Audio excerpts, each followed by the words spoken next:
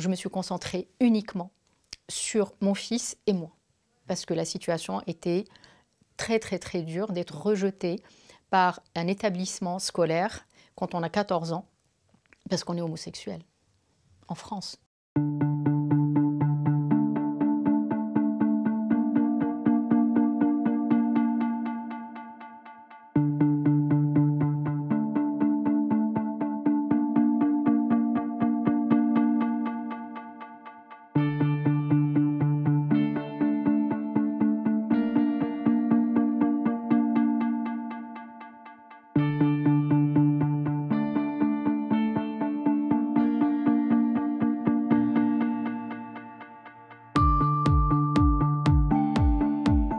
Le renvoi de Bilal de son collège, c'était un moment très difficile que j'ai très mal vécu. C'était un grand moment de solitude parce que Bilal, il était en 4e, hein, il était quand même petit. Il a embrassé un camarade parce qu'il était interne et que parce qu'il y a des parents qui sont allés voir le directeur et qui ne voulaient plus que Bilal, homosexuel, reste dans le même établissement que leurs enfants. Il faut dire les choses. Donc je lui ai dit oui, tu as subi une injustice, oui, parce que tu es homosexuel, c'est ta différence sexuelle qui a fait que tu as été renvoyé. Maintenant, dans tes actes, c'est comme ça. Eh bien, on doit faire avec et on doit avancer. C'est dur. Moi aussi, je lui ai raconté aussi ma souffrance. Parce qu'à un moment donné, quand c'est très violent, il faut verbaliser et dire qu'on a souffert ou qu'on a subi un traumatisme. Il n'y a aucun établissement qui a accepté de prendre Bilal. Donc ça veut dire que Bilal, il n'a pas fini son année de 4e à cause de son orientation sexuelle.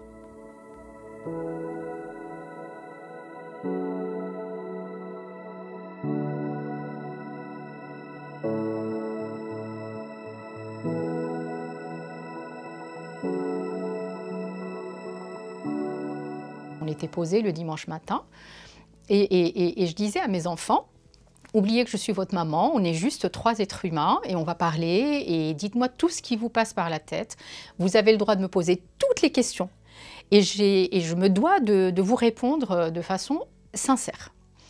Et ça m'a beaucoup aidée parce que je savais que dans tous les cas, même si mes enfants n'arrivaient pas à me parler la semaine, par exemple, parce qu'ils n'ont pas eu le temps encore de digérer une agression ou un acte de discrimination de la part de leurs camarades, je savais que le dimanche matin, ils allaient être tranquilles, qu'on allait être dans une ambiance rassurante et safe, et qu'ils allaient me parler.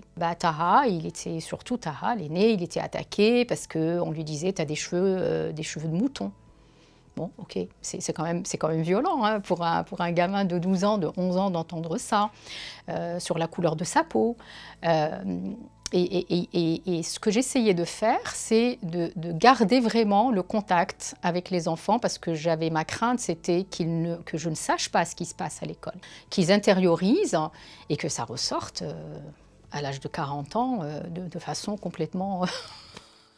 comme on connaît, de façon complètement démesurée.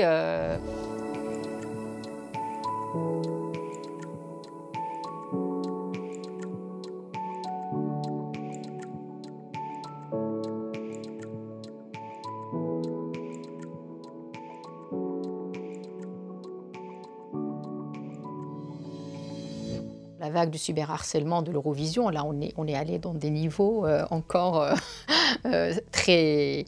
C'était d'une violence inouïe. Enfin, quand on a vu cette vague de cyberharcèlement, la solution qu'on a trouvée à l'époque, c'était de lui retirer ses comptes pour qu'ils soient gérés par un community manager. Moi, bien évidemment, que ça soit Taha ou Bilal, ils m'ont déconseillé d'aller lire les messages sur YouTube, les messages sur Twitter, mais bon, je regardais quand même pour savoir où nous en étions. Du degré de la violence, il y avait quand même des messages d'appel au meurtre. Il y avait plus de, je pense, de 1500 messages de haine par minute. Ça a failli lui coûter sa carrière parce qu'il a failli arrêter. C'est pour ça qu'il faut tisser ce lien au tout début, dès le départ avec un enfant, on tisse un lien fort pour être sûr que pendant les moments difficiles, cet enfant se souvienne qu'il n'y a que vous qui l'aimiez d'un amour inconditionnel et qu'il n'y a que vous qui vous allez pouvoir l'aider.